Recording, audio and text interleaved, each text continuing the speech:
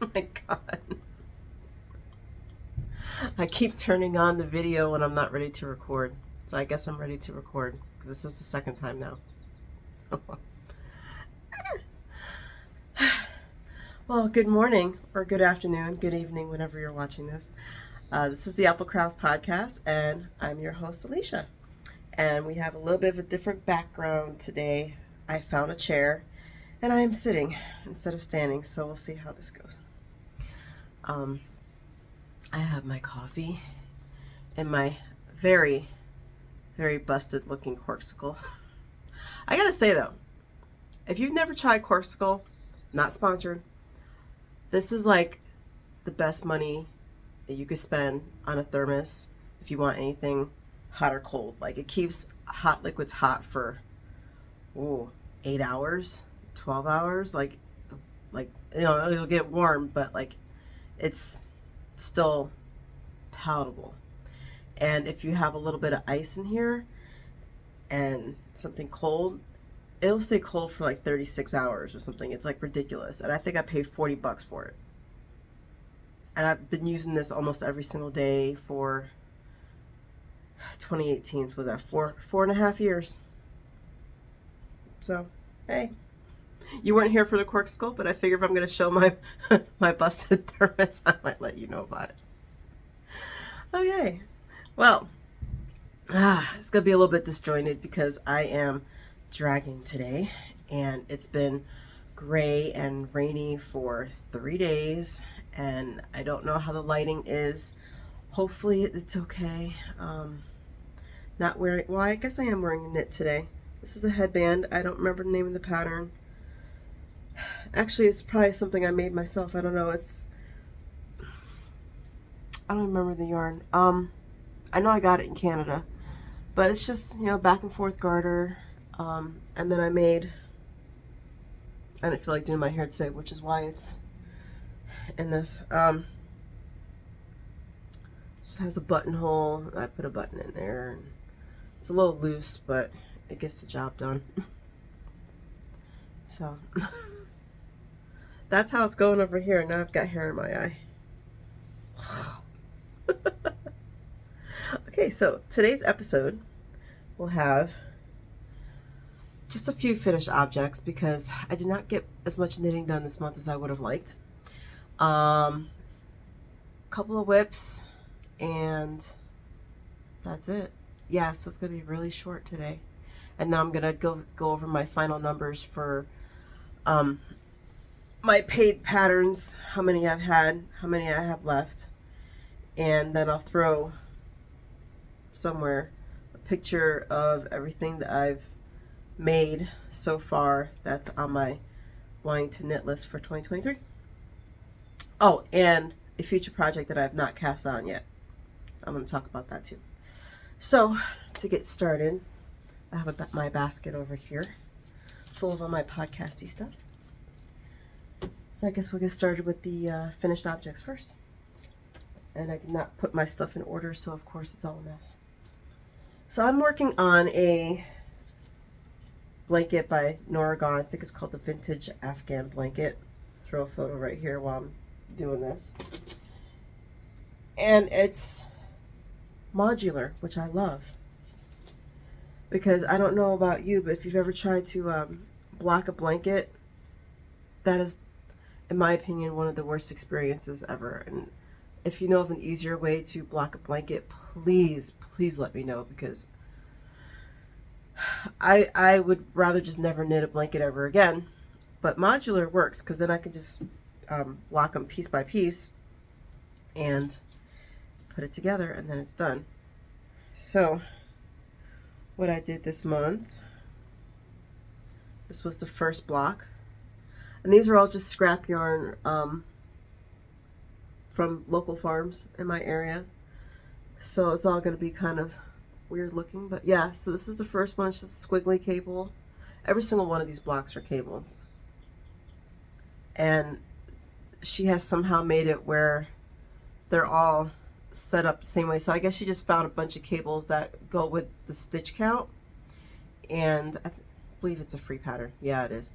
So it starts at 57 stitches and then goes to 86, 87 stitches, and then you just do the cable pattern for however long you need for whatever yarn you're using. I'm getting 14 by 14, so I'm just knitting everything to 14 by 14 for the type of yarn that I have. This is the last one that I just finished yesterday, and that's the cable. It's kind of, actually it goes this way. I had it upside down, so it's like two arrows on each side. Yep. And then it has it's not ribbing, it's you're purling and knitting through the back loop, and then you've got like knits and purls in between the rows in the center, if that makes sense. And then the next square, I believe I might have shown this one in the last episode, but that's another one.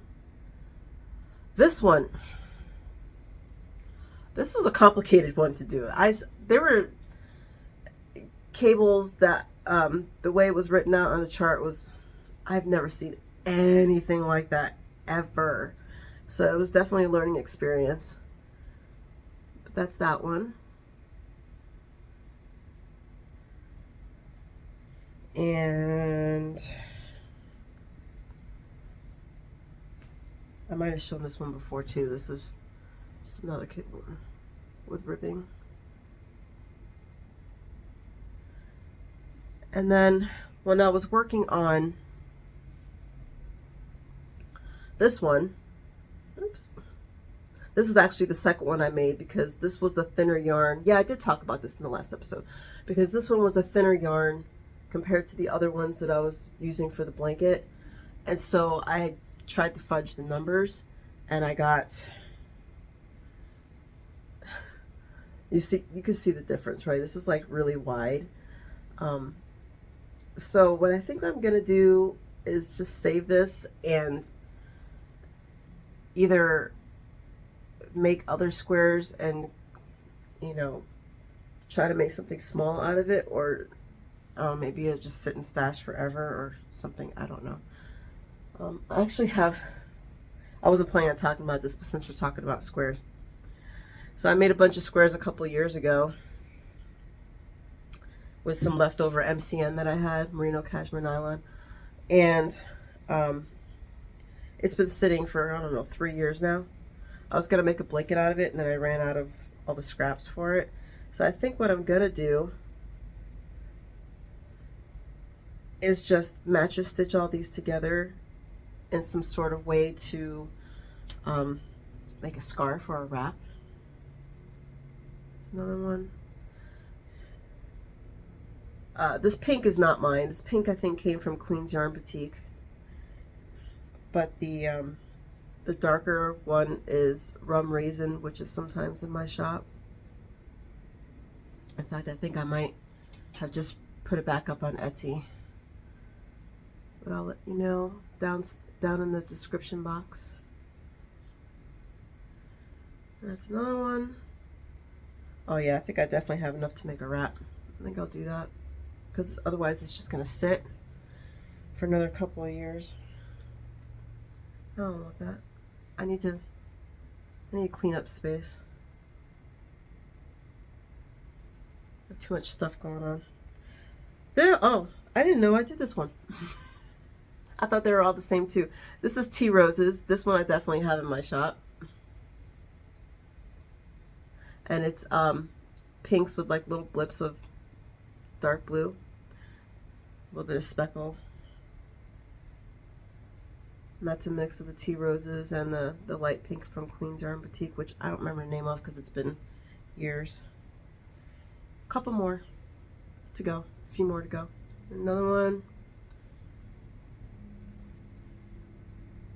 And all I did was just chain 4 in the center, and then 3 double crochets, chain 2, 3 double crochet, and then when you get to like the second row, you know, you do 2 sets of 3 double crochet, chain 2, all the way around, and then all the corners are going to have 2 sets of 3 double crochet with chain 2.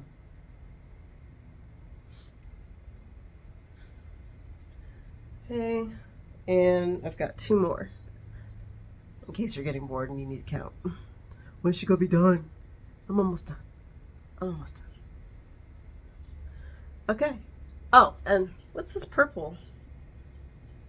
Ooh. Oh my god. Oh, that's Polworth Cordale. I remember getting that now because I had never worked with Cordale. Oh my god, what's her name? She's out of England.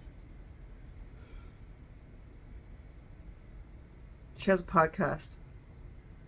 I'll find it and put it down below. She's mostly a crocheter. She does a little bit of knitting, but I haven't seen her in quite some time because I don't generally watch that podcast. But I think I'm sure she's still doing yarn. So I'll put that down below. Okay, that's it for that. Oh, I definitely have enough for a wrap. That makes me happy. That gives me something to do. Okay. All right. Now I'm going to show off the first thing that I finished off this month. And I know I showed it last time too, but then I can show it for the final time and then move on. So this is a shawl that I finished called Medhel on Gwyns by Hudson, I believe. And the pattern's originally out of chunky weight and I used worsted, so I had to make it bigger so it will actually be the size that I want. So what I did was each stock in that section that you see here, I just doubled what the pattern was and then left these sections alone. So this is a garter section, and then it goes to the eyelet section, and then on, garter, eyelet, and then it finishes off with this garter section. And I'm not going to add any tassels or anything to it. But that's what this is. Yeah, I'm standing anyway. So that's that. I messed up on the cable over here. I think I messed up on the cable somewhere else too. Yeah, down there for the center spine. Oh well. If you're standing that close to me, we're going to be real good friends, right? This is what it looks like on. And it's kind of warm in here. Like, too warm for a shawl. So, yeah, there we go. So that's that. I think that's it for, yes, that's all I have for finished objects this month. Like I said, I didn't get much done. I'm not going to show my ripple camisole because I barely got an inch on that, so it's the same thing that you saw last time. I'm hoping by my mid-March I should be done because I only have a couple inches left for the body before I do the arm split, and then you know the top part here and the strap shouldn't take very long at all. It is lace weight yarn, but it shouldn't take that long, so I should be done by the middle of March, if not almost done by the middle of March. Yeah. And the other thing I'm working on is the Slain Wrap by Lisa Much, and I'll throw a photo over here. And I'm working on, right now I'm on a 40-inch US 6. I could go to a 60-inch, and maybe I should because the stitches are starting to get really bunched up on here. This is backwards. They're starting to get really bunched up on here, but this is what I've got done. When I tried to measure it, I think I was at, as best as I could measure it while it's on the needles, probably 80 inches, 80, 90 inches. The finished product, according to the pattern, is 110, and it's on a bigger needle. I think in the pattern it's a US 8, and I'm using the 6. So it's going to be, I guess, less, not wide, but tall. I don't know how the width is going to work. It may end up being the same. I don't know. I'm a tight knitter, so we'll see. But I'm almost done. So that's what it looks like so far. And this is upside down, but you get the idea, I hope. So, yeah. And that yarn is, actually I've got the tag right here. It's from Knitting Notions. It's classic merino bamboo.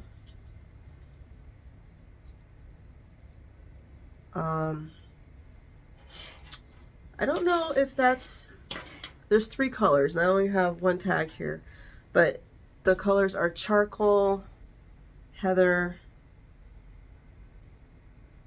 I want to say plum, but I don't think that's right. Oh, here we go. Here's another one. Not charcoal, obsidian. So this is obsidian. This one might be heather. I don't know. But I think I threw away the other label. Sorry. But it's a merino bamboo. It's glorious. It's so lovely to work with. Oh my God. I'm so glad I tried out this blend.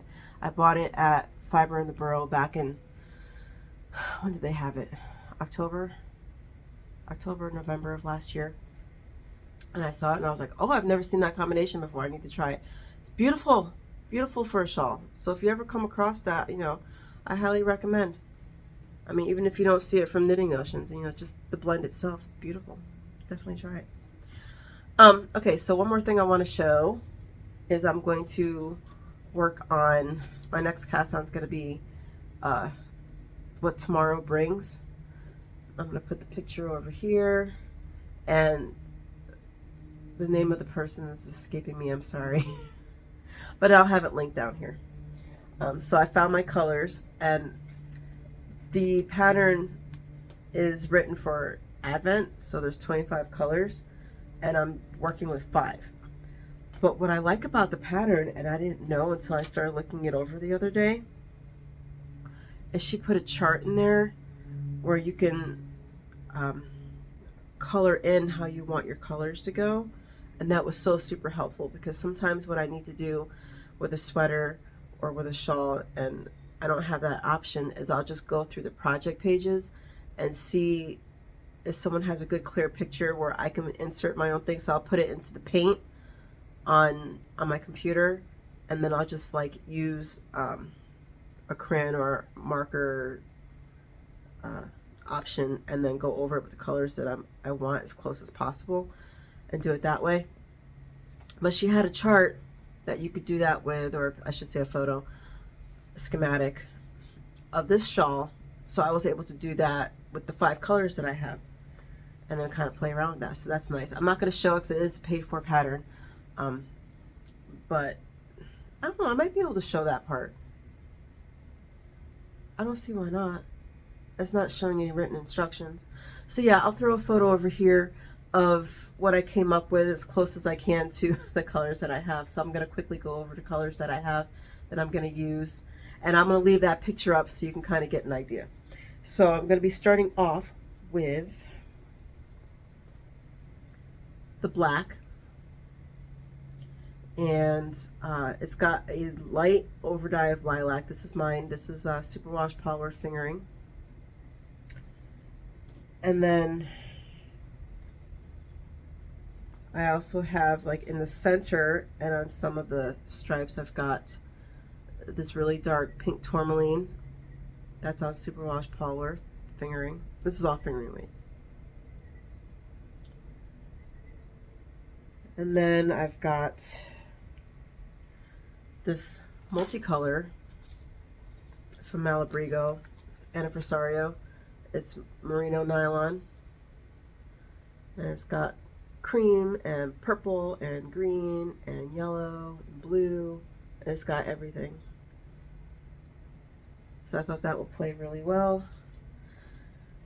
And then I have Wales Road by Malabrigo, and this is purples and blues with, it's showing up teal over here, but it's not really, it's just a interesting shade of blue.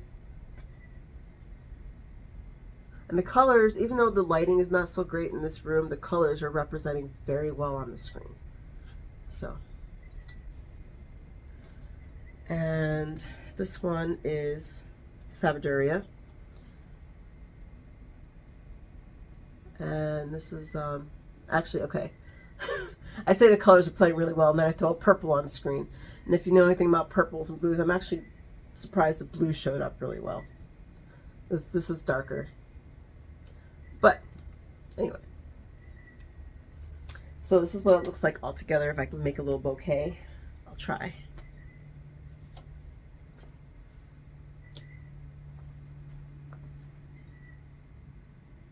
So there we go. Those are my colors for what tomorrow brings. Yeah, that's so weird. Like the blue is showing up perfect, but then that purple just... Purple's notoriously hard to photograph. Like that and teal. Those two colors, like, they just hate the camera so bad, no matter what you do. So yeah, I'm looking forward to that. I'm still mostly monogamous with my knitting. So what I've been doing is whenever I finish a square for my blanket, I'll spend a day and work on the sleighing wrap, and then I go back to another square, so today I'll be working on the square. So I guess when my sleighing wrap is done, which I'm like 80% done with this wrap, I will probably cast on for what tomorrow brings, or already have kind of started it, because usually when I'm almost done with a project, I feel like I can give myself permission to cast on the next one. We all have our own weird ways of doing things.